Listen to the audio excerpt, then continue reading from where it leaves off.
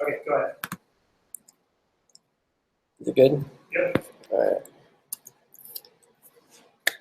So I'm here not to bore you guys about dependency injection. This is also my first speaking, so hopefully, what? Share your screen on Share it? it. Share your screen on the video. Oh. Sorry.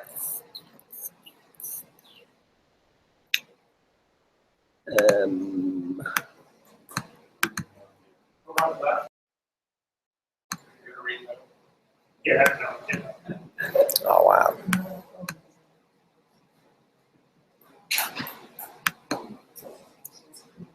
Okay, this screen. Yeah, you can flip back to Good? Good. All right, sweet. So, Angular 2 dependency injection. So let's get started. So here we go, just another one of these talks. So what is dependency injection? A lot of people say it's the, mainly like the design pattern of your application. To me, it's the art of designing your application in such a way that each part is its own entity. What does that mean? So basically, you have module A, module B. Now, when you're working on module B, you're injecting module A. Now, you don't have to worry about what is in module A. You just have to know that these are its methods, these are its properties, and you just start getting to work. And that's what's great about dependency injection, because you can inject your modules all over the place in Angular 2. You can inject them into other injectables, which we're going to call services. We can inject them into ng modules, directives, components. There's a lot of great things you can do with these here. So why do we use it? Mainly code reusability, and it's great for large-scale applications because you can separate all of the vital parts of your application into as many modules as you like. And you can break it down into, again, as many modules as you really like. You can really go wild with it. So let's start off with a basic example. So here we have a vanilla dependency injection example. It doesn't even use Angular 2 or anything like that. So here's a basic view model for a native script, just vanilla application here. So we have our class view model. The constructor takes in the HTTP module, which is going to be what we're injecting into the class itself. Now, in our view model, in our XML, we can have a binding called onButtonClick. And as soon as someone clicks that button, this method gets called. But the great thing is that we can call any of our injectables from within that method. So for instance, here on page loaded, we have our page. Binding context is a new instance of our view model, and we'll be injecting the HTTP module itself, which happens here. And now in TypeScript, this is a shorthand, actually. So basically, what it's doing is it's actually creating a private property called HTTP. And now adding the private or public or however way you want to declare the property in the class, TypeScript will actually create this property for you on a compilation, which is pretty cool.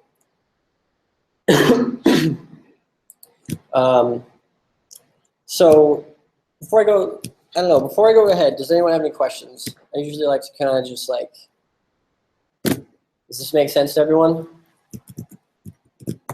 Yay, nay? All right, we'll go forwards. So here's some quick Angular 2 fun facts. Angular ships with its own dependency injection framework. I tried to find out if it had a name or anything. Fred. What was it? Fred. Fred? Okay. I didn't really look too hard, but it's good to know. I thought that was really neat. they even say that you can export or import this in your own vanilla libraries, then use it without even using Angular 2, which I thought was also pretty neat. So in Angular 1, everyone was used to services.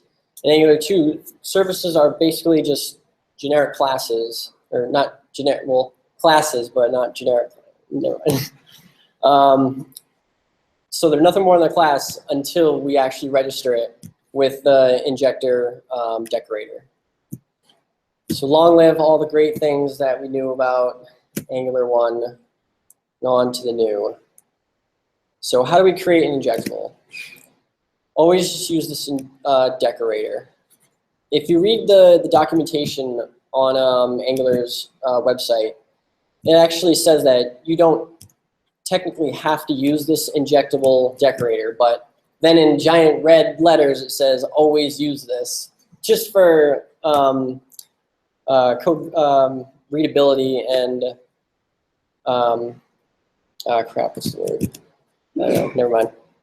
Let's see. So here's a quick injectable service example that we'll be building. It's going to be a permission service implemented on iOS. So here's our injectable. Our permission service is the class. Since we only need, in iOS, we only need one instance of this contact store. So we'll declare that private static. One method is going to be is contacts authorized, returning a Boolean. And if it's not, we have another method that requests contacts authorization, promise returning Boolean. And you know, I'll submit the slides in case anyone wants to see this for their own education, I guess. So this is our basic permission service. Great, so now what do we do? So this is what we can do with injectables.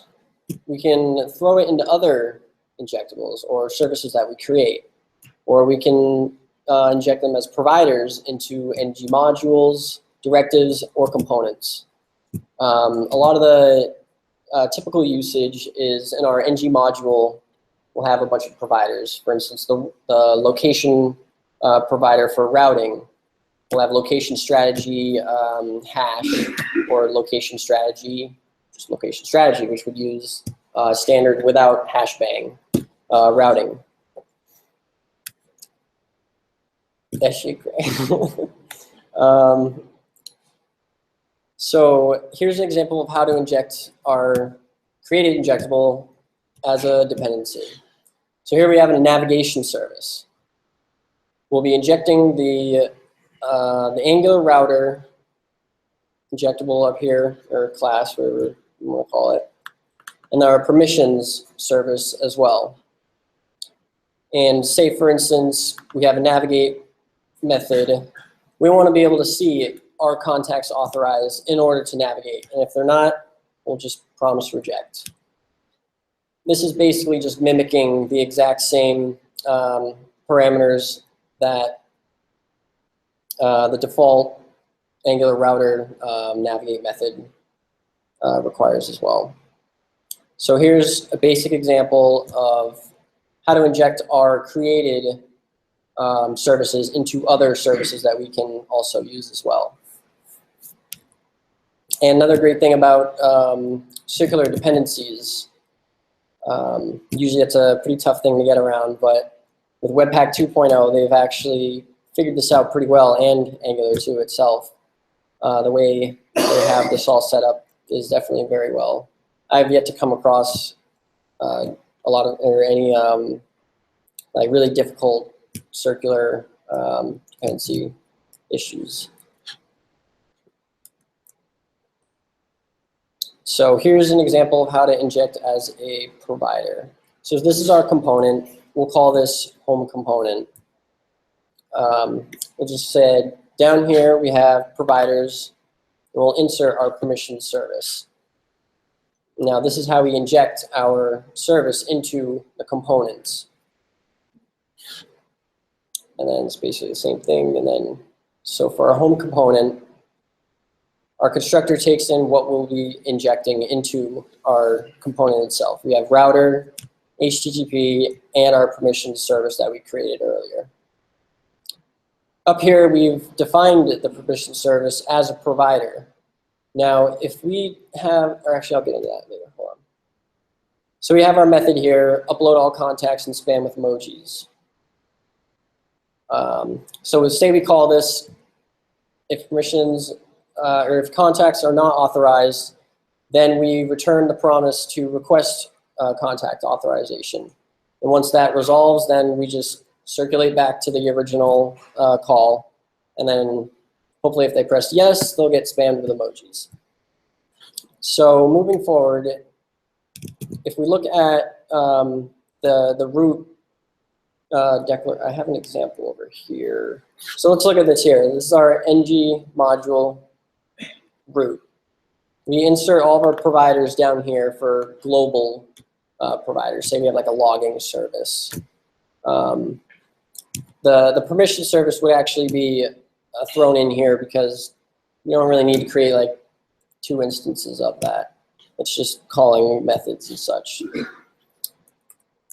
So when we define our global injectables on the app module so that they can be lazy loaded through Webpack. So if we look at the provider hierarchy, in our home component, we provided our permission service as a provider to be injected into the home component. Now what this does is it creates a singleton instance of this service throughout anything below the component tree there. So if we have our home component and our contacts component, we don't have to define permission service as a provider. It can just be blank, and then in our constructor, we'll still do the same thing, private permission service type permission service. And then Angular will automatically inject the permission service that we originally initiated in our home component so that they can be shared throughout the whole tree that goes all the way down. And if we wanted to create another instance, we would just add providers and then just create a new instance of it into, say, spam component or whatnot.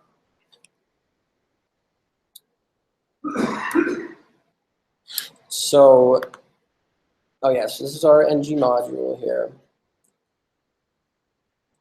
So here's a few advanced options with using providers. So the normal way that I'm sure a lot of people are used to is providers array, just array of all your injectables. This is basically a shorthand. The longhand way is defining the provide property to the class that you're going to be injecting, which is basically going to be the token that the injector is going to use to define, okay, this is where this goes, this is how this does. And then the use class is basically like the recipe used to be used as the injectable. So say down the road you have this logger, you've created this logger service.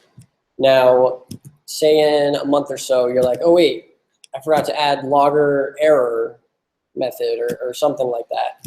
So you can create a better logger class that would extend the original logger, and now anywhere in your component tree, wherever you define provide logger, it'll actually use better logger if you set it up this way where it's use class better logger. So that's always like a good thing for like mitigating issues that come up down the road.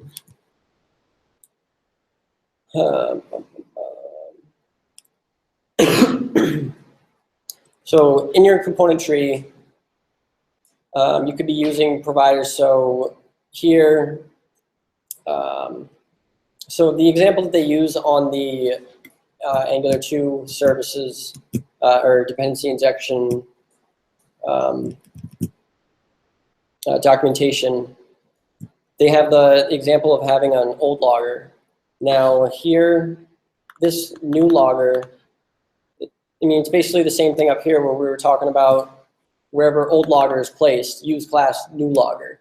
Now in your component tree, if you have component A up here, and you say provide old logger, use class new logger, and then the next component says provide old logger, new logger, it's actually going to create two instances. So in that second component, just leaving providers blank is usually your best option there.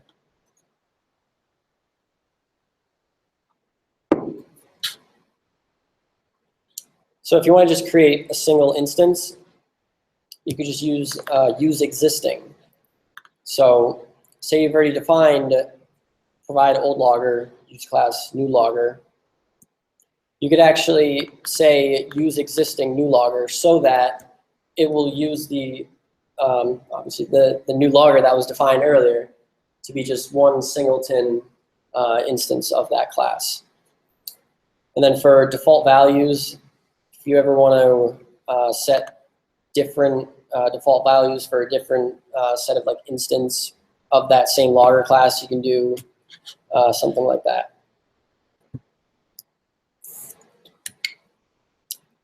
And that's about it.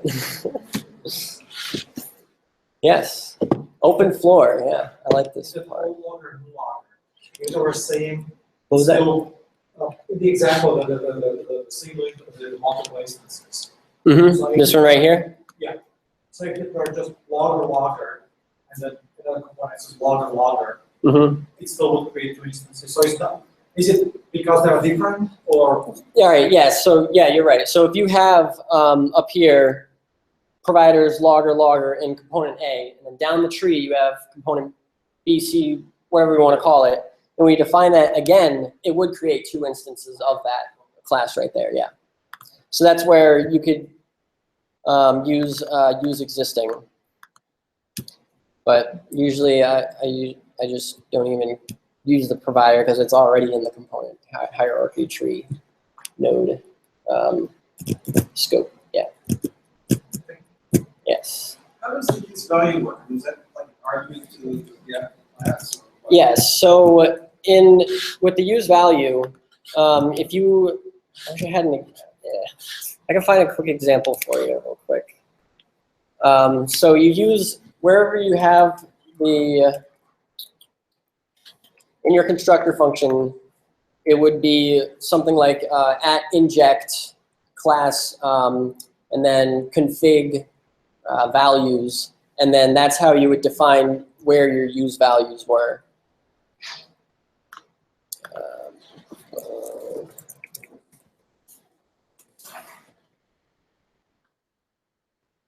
So like down here,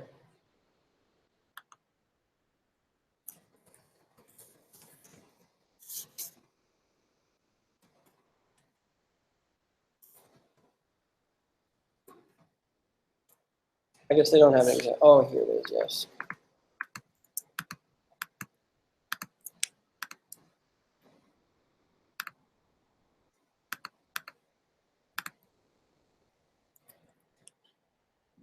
So here we have the at inject, and our app config being the type of, well, app config, and then that's how you would get these used values here. They don't really provide a very good example. I kind of wish it was a little bit like straightforward here. Yeah. Yeah.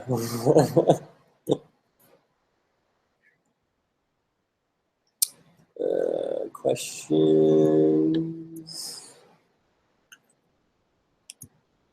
No questions? Yeah. I was wondering, do you have any tips, tricks, or war stories for debugging and some injection issues? Are there any like tools or plugins that you use or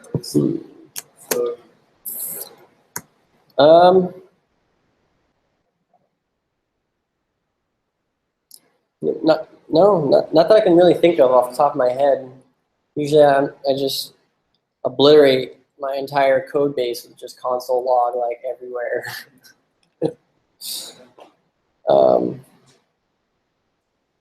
Yeah, I mean, yeah, I can't really think of anything like specialty for that. Yes. Really checks or approaches or tricks to, if I do logger, doesn't really honor the methods of the logger.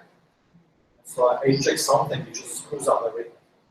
Or maybe not everything, it screws up something, and I will not find out until the client calls me back and says, like, oh yeah, I clicked this, and everything blows up. Are there any ways to kind of prevent of saying use class, which is completely wrong class? Yeah, that's a pretty good point. I mean, it's pretty hard to do type check on that. Just curious.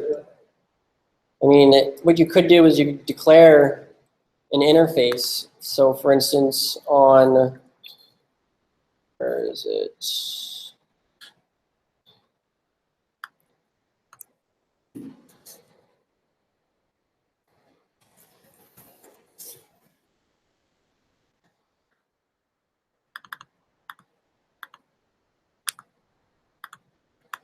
So, for instance, let's say these are your providers. We'll call this, I don't know, location providers. And then here we'll do declare interface location providers. And then use class type of hash location strategy. So that's how you could like enforce using that specific class for that injector. But then again, you have to use that location provider's interface before that object itself. But I mean, if someone's copy pasting into other components, then having that interface there, they'll know like, okay, I have to use hash location strategy for use class property. So that's a way you could do that. Yeah. Any other questions? Yes.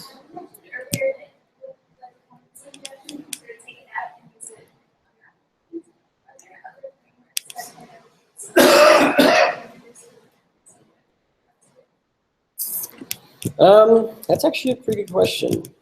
I haven't really had the time to extract that part of the Angular 2 framework to just like play around with it. I'm actually not sure. I think yeah. I'm not a big person, but a lot of non-JavaScript frameworks use it, like modern Java. It's really big and somewhat in .NET.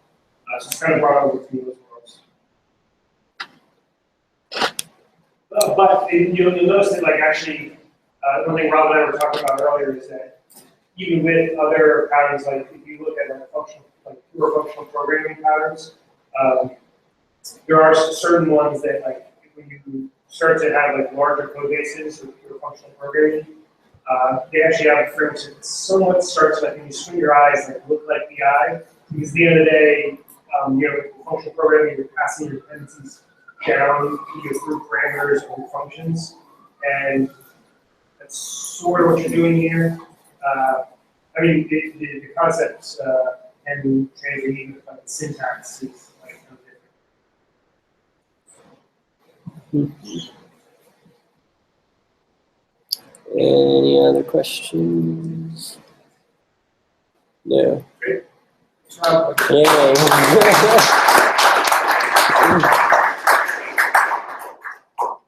Well, Sunny is getting set up, and Sunny, I sent you an email with it. I'm on it, yeah.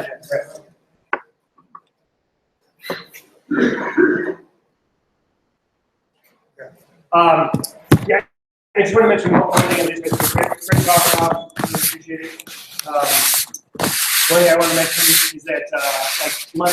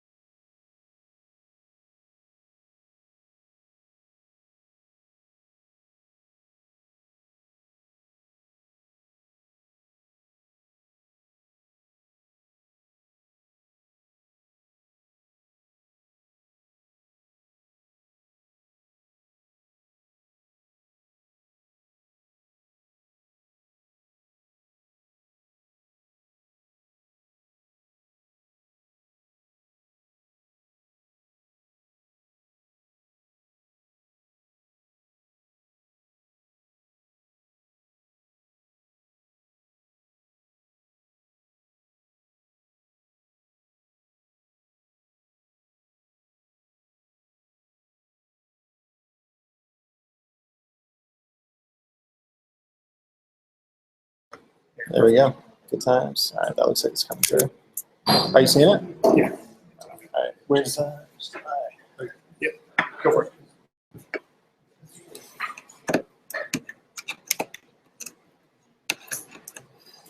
Actually, Are you gonna do prizes? yeah, let's surprise. All right, I'll see it inside.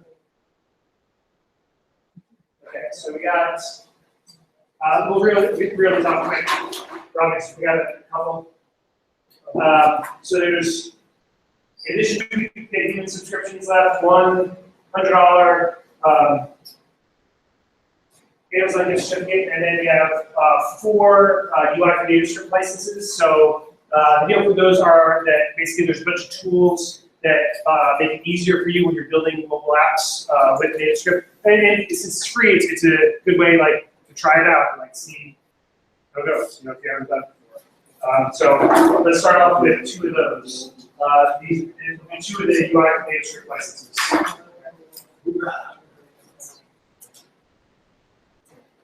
All right, Lee, you up? H-U-A? Okay.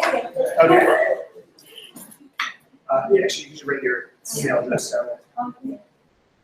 Okay, then one more UI for data service licenses.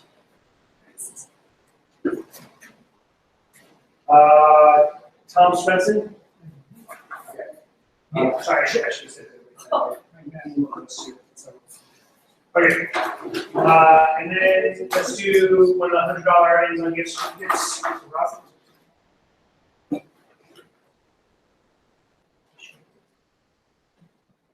So David Revio, or party. Oh, okay.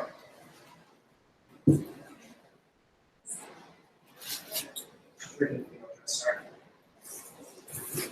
And let's do the 2 David subscriptions. Vishal Engineer. All right.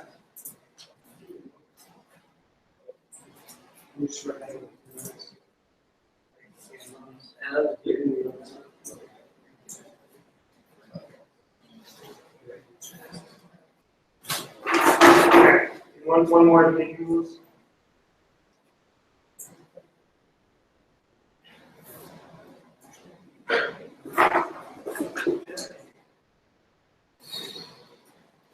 Mike Setkivich.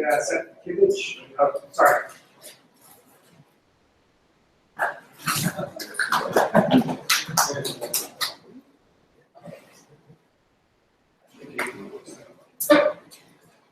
And 2 more licenses.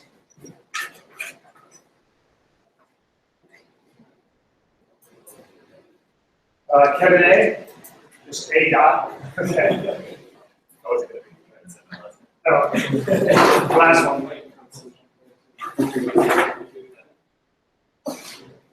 And Larry Back. Okay, you can get started. Right on. That's awesome. Can everyone hear me okay? Yes. This is not as good as free presence, but to make it interesting. Just before starting, how many folks out there are actively using Angular 2 for hobby or production? Right on. How many people have been using it for more than 6 months or 9 months? Right on. All right, that kind of meshes. I will call on you to help me, so you may be sorry you said that. Authentication in Angular 2 with JOTs or JSON Web Tokens. You can't say JWT because that will make people think about Swing and the 90s and all this old technology. It's non-JavaScript. Sunny Gleason, I'm an all-stack engineer. Basically just work on everything. Previously worked at Amazon on web services, Ning, and tons of other startups. Right now I'm currently working with a bunch of companies, with a team of developers, basically solving mobile web application development problems and starting to get into more stuff like security certifications and compliance. So this was a neat opportunity to present on a topic that's near and dear, even though this is more for an introductory level to help folks get started. So what is this all about? sure that most folks here have built an application that requires login. That is what we're covering here. You need to establish a user identity for your application so that you can have protected and unprotected resources. Then you also get into this topic of authorization, roles, access control lists. We're not going too deep into that, but hopefully this gives you an indication of what you can do once you've established the user identity. And you can also carry some of that role information in your JOT. So you'll get that out of this, within of getting used to it. The mechanisms weren't so standard in Angular 1.0. It was pretty raw, dealing with HTTP interceptors and requests, dealing with headers yourself. With Angular 2 and JOTs, it's getting a lot nicer, and the use of TypeScript, dependency injection, even though I banged my head against it a lot, which I was asked for tips and tricks, so there's no silver bullet yet, but things get a lot cleaner. So, do folks remember using HTTP interceptors in Angular 1.0? Anyone? Yeah, tons of fun. So you use $HTTP, miss those dollar signs. Decorated with the interceptors, typically using cookies to denote your login status. You can use JOTs with Angular 1, of course, but this is just my previous experience. And those authentication events were tied to the global event loop for those Angular historians out there. So here's what it looked like. Your Angular module, you're declaring a factory for your HTTP, auth interceptor. You need to be able to handle requests. When you get a response error from your HTTP request, you're checking the rejection status code. If it's 401, not authorized, you need to emit this event from your root scope, and then your controllers, detect it and do stuff. It's a lot of, big pain. And then, these esoteric things, like you got to look up laws of your Angular module so that you can push the HTTP auth interceptor in there, make sure that you're using that. So a lot of magic. And then so what you want to do to handle that login required event is you're using the router or the location object, $location. So when we do emit that login required event, we're sending the user's path to the login page. And all that just to set up the ability to get a protected API resource. So you have this happy case here, which is, you do get, and then you have a then. But what's not showing here is the else case where, you get that error case and you get bumped to the login screen. So a lot of machinery, plus it's old school JavaScript, so not as nice and nifty as TypeScript, or folks may be saying TypeScript's better, but I'm getting into it. I'm accepting it. So we think it could be better. There's this nice Angular 2 JOT component by Auth0. I'm going to show you a little bit of that. I'm not by them in any way. I just happen to find it easier to get started with that. The tutorial I used as the basis for this used it, and I said, hey, why not? Beats spending 20 minutes setting up MongoDB if it's not already there, plus X other level components. There's an auth service to handle that population of the JOTs, and we have an auth HTTP object. So this is analogous to the HTTP object. And what that will do is it'll automatically decorate all our requests with that authorization header, including the JOT, to make it nice and easy. We're not using cookies anymore, so this code is not browser specific. You can start to use the same code because all of those are extracted from cookies and kept in local storage. If you wanted to use cookies, you could, but you don't necessarily have to. And we also start to use component event propagation, so we can start listening to events from components instead of dealing with this global event loop, which I think many people will be happy to forget about. Just want to do a quick plug of acknowledgements. This is dominantly based on the work of others. This Auth0 Jot implementation is fantastic. It is great if you use Auth0. It's actually great if you don't use Auth0 as well. You just need to plug in a new auth service, and you'll see how to do that. Todd motto that I linked to there, that's the basis for pretty much all this code. I just adapted it a little bit. And then there's some nice background material by a gentleman or lady whose name I can't pronounce. I don't want to assume. At Medium, so you can check that out. And I also use, in addition to Auth0, I use Heroku. If you have a better platform as a service for Node that you'd like to recommend, I am eagerly awaiting that, because I Googled all these great platforms as a service, and half of them are out of business. You know, it's like the Parse story. They get acquired and then they get killed. So Modulus, right on. Okay, I'll check out Modulus. So what's the Jot? It very simply is an encrypted JSON packet with 3 parts: a header, a payload, and a signature. The signature is from someone you trust. The payload is the data that you actually use for your authentication, authorization. And the header just tells the consumer of that Jot how to parse it and interpret it. It's designed to be as small as a cookie, and it ends up being way less complicated. Has anyone out there ever integrated with SAML? Oh man, yeah, like, oh my gosh, drink a beer, you know, relax, and then look at this, and you'll feel better. Downside is it's not as enterprise ready, you know, so you may not have all these enterprise class integrations ready with this. I see SAML as the go-to, but Jots are getting pretty popular out there, so I'm happy whenever I can see that. And if I'm working on an enclosed sandbox kind of greenfield implementation where I choose the technologies, Jots are a lot more fun to deal with. Another nice benefit of this is that it allows the APIs to be stateless. So since you're passing this, this token every time, you don't need to have a shared session. Typically with a cookie, you'll authenticate to the service. It'll give you back a session ID that's secret. You could also do a server encrypted cookie, which is very much like a Jot, but a Jot is more standard. And so I recommend using that framework.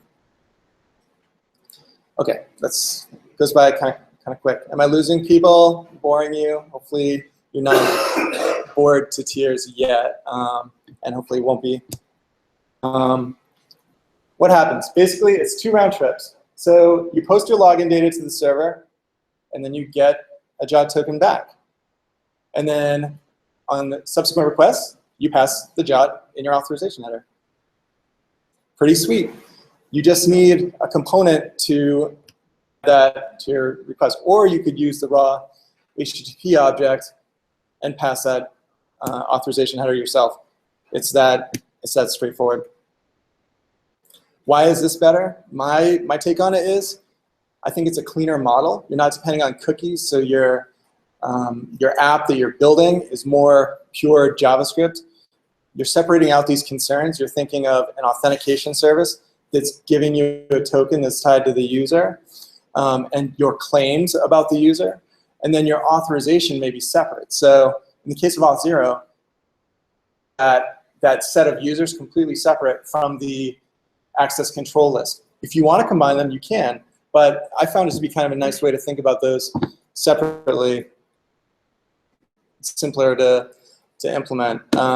If folks, you know, have found the magical horns that integrate SAML easily and happily, let me know, and I will gladly adopt those mechanisms. So to get this code, it's all up on GitHub. You'll need an Auth0 account if you want to get started quickly. And for me, it was easiest to deploy to Heroku. In a subsequent presentation, I will try out Modulus because it has a growingly popular reputation. So this is the world's simplest application. I hope you're not disappointed. It's pretty much just a login button, a logout button, and a refresh button that will refresh a list of an array of JSON objects from the server. And that, that API resource is protected. So if you don't have a JOT, you'll get a 401, you'll get the data. So the API method retrieves a list of fruit. You can customize it to have all your personal favorite fruits. If you want to retrieve them from a web scale database, you can do that. Mine does not. It is a static JSON list. So this is an authenticated resource. And then to log out, you just clear the local storage. And you will no longer be providing the JOTs. So all of your API requests will get rejected. So let's go back and look at Auth0. What is it? It is purely a backend for authentication and user profile search. Like, it's that user table and maybe some of that profile data that you want. You can load it up with JSON blobs, and it's just one that keeps you from having to spin up more stuff in your database. I use it because it let me sidestep a lot of the JOT creation logic, even though it's not that bad. When you look at the auth service to do it yourself, it also adds some nifty stuff. So has anyone here, do people here code with like Express, Node.js Express servers? Do you use the identity providers like Passport, which will get you, you know, Google, LinkedIn, all those providers? So it's the same stuff. Same stuff. It's just, it's not in your server. You're using a third-party server. So I will not hold anything against you if you use Express, Passport type services. I get it. It makes a lot of sense. One nifty thing I saw about this is that it would let me implement two-factor authentication without having to do that whole you know, implementation of time-based tokens. You can do that pretty easily, which I thought was kind of a nifty feature. And it also has security auditing and protection features to prevent abuse. Like if Auth0 starts seeing a lot of user requests from one IP, or too many requests from different IPs, it can start to take mitigating strategies and disable user accounts and stuff like that, send alerts, which is kind of nifty. The Auth0 setup is create an account, create an app. So these are the little values that we plug in. It's going to give you client ID, client secret, just like OAuth in the old days type integrations. Users. There's also the ability to create users from the login screen. So pretty straightforward. Okay, we're past Auth0. I will talk about them no more. It just lets us use their widget to log in, and then we can use JOTs in our Node.js server. So that top line is going to go in our index.html or whatever, and this stuff is going to go in our Express server. That's the essence of what we're doing here. Here's the server, 20 lines of JavaScript. Most of it, or a significant part, is just dependencies. We're using Express. We're using Express JOT. We're using cores. Nothing interesting there. And here is the of the server. We're configuring an auth check, which is a middleware that we're going to use for our protected resource that get API all fruit. See, we're passing the auth check down there. Hopefully, folks don't have to squint too much. I'm sorry, I probably could use a bigger font. But if the auth check passes, we return a JSON response of the fruit array, and then we just start the app like a normal Express server. Pretty reasonable. I don't know. That's it. That's the server part. If you're not using Auth0, you just configure a login resource, and you construct a JOT and return it to the user. That's pretty much all you have to do to take it out of here. So it's kind of fun. So what do we have now? We have an authentication backend and a Node.js API server with one protected resource. And get used to looking at encrypted tokens. Learn to love them. Let's see right here, you have this authentication. That's your JOT. That's what we're using to authenticate our client to the protected resource. All right, here's our secret decoder ring. If you go to JOT or JWT, this is the one time I will spell out JWT.io, they have this secret decoder ring that you can use. If you feel safe and secure, you can put the secret in, but the secret is typically secret between you, the application provider, and the person you trust. So if you feel comfortable just putting secrets into a web UI, go for it. I tend not to, but I don't know that anything bad will occur if you do. Here you see there's an issuer, there's a subject, there's an audience, and there's expiration dates. So the expiration times just limit the lifetime of the token. The issuer authenticates the provider of the JOT. The subject is a unique identifier for the party that has been identified by email and password. And that audience is it's the identifier for your application that you set up inside Auth0. You imagine you could have 20 applications. Each one of them would have a different audience.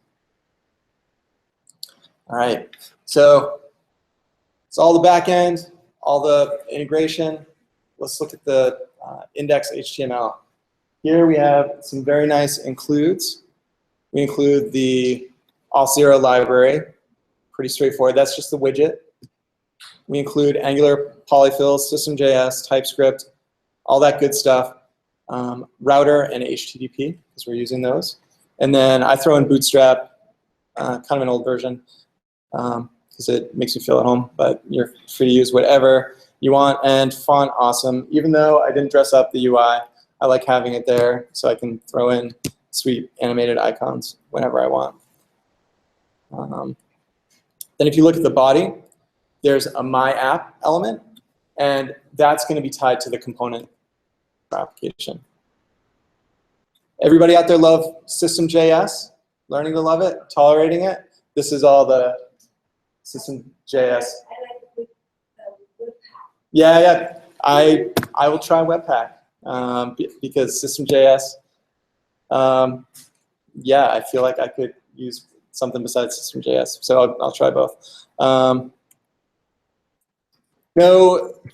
No offense to System.js implementers out there. It's just this is a lot of machinery to start implementing. I'm probably, probably behind the times, so I won't say any more about that.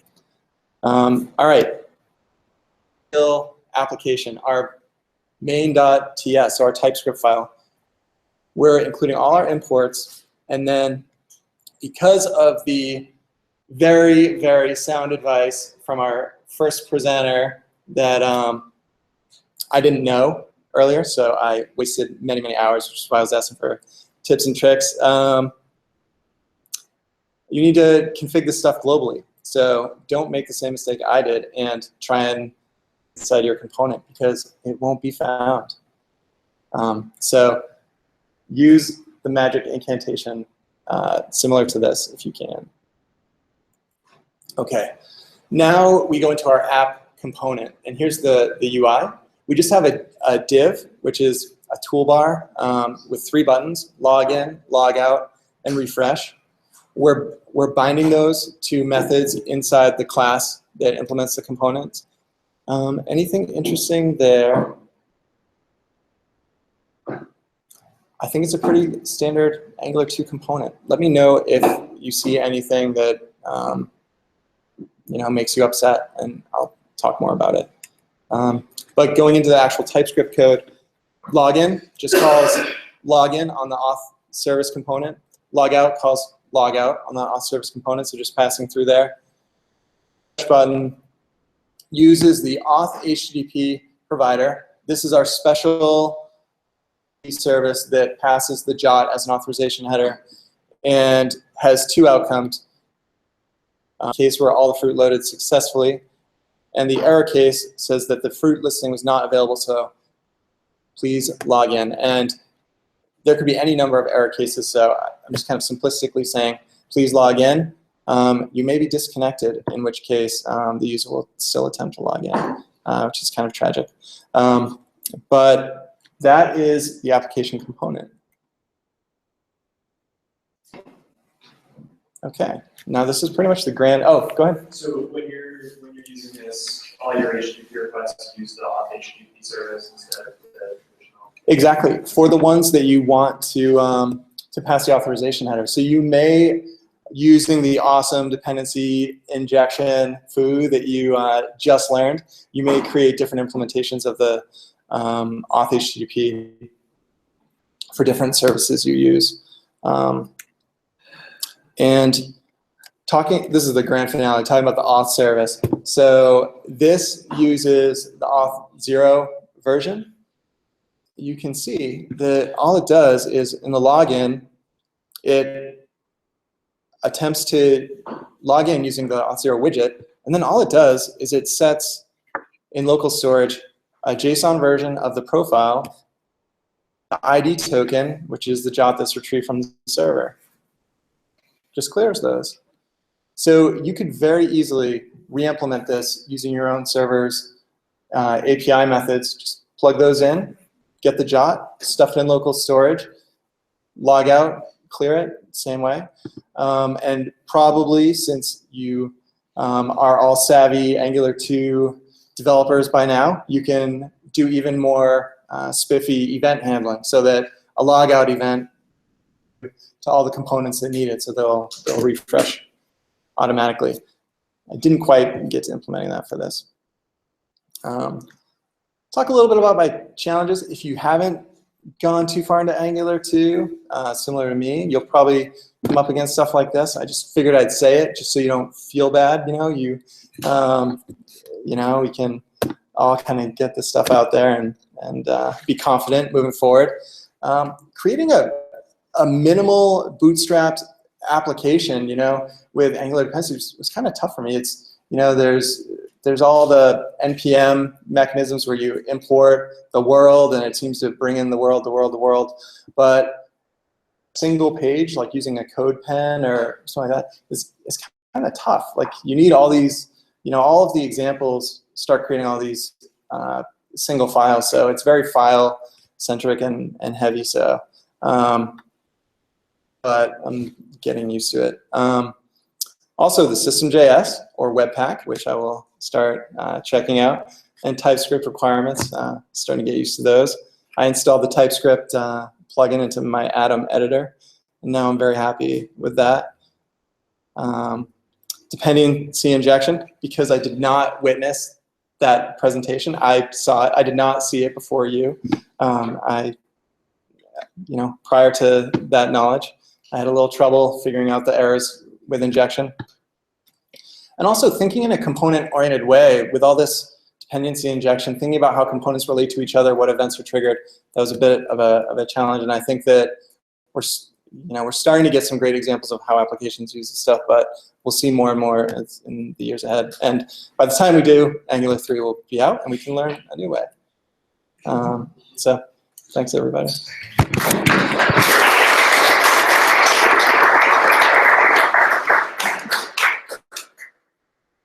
Questions?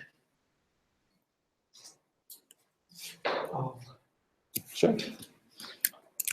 Any indications about using this as either router, UI router on the clients? So when they're expressed in the Node.js, you have the middleware call to check the authentication for the register. Yes. On the client side, if you have a route, I don't know, like 20 routes in Angular, is there any indication like, well, okay, these routes have to be authenticated, these do not, or maybe even more? Yes, if you go a little deeper into that first tutorial that I listed there, they do tell you how to implement client-side checks, and you add some methods to your components so you can check is logged in, and then you can protect those routes accordingly. It's pretty much implement a method and then add a guard for it, and the specific guard. Let me see if I can pull it up.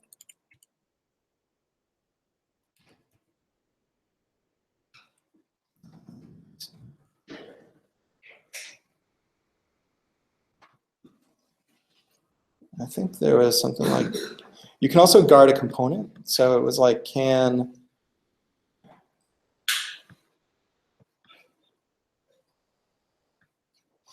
activate. So you can protect it with a can activate, so token not expired. So we add that token not expired to our component that implements a login, authentication service, and then you can guard with that. Right on. All right, good. All right. I didn't get that far, so if it doesn't work, if it does work, let me know, and I'll add it to this. Questions? Right on. All right, well, I will make a hasty escape. Thanks. For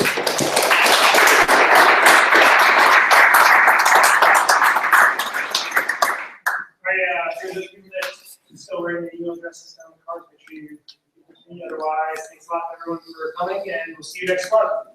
All right, guys.